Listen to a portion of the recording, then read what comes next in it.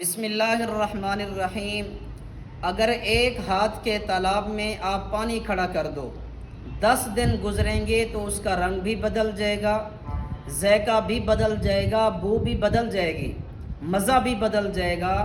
لیکن ہزاروں سال گزرنے کے بعد آب زمزم کا نہ رنگ بدلتا ہے، نہ ذائقہ بدلتا ہے، نہ مزہ بدلتا ہے۔ آب زمزم کیوں نہیں بدلتا؟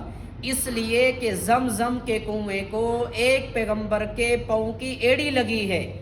نبی کے پاؤں کی ایڑی اگر پانی کو لگے تو پانی نہیں بدلتا، تو میرے بھائیوں صدیق اکبر کو نبی کا جسم لگا ہے، وہ کیسے بدل گیا ہوگا؟ عمر فاروق کو نبی کا جسم لگا ہے، وہ کیسے بدل گیا ہوگا؟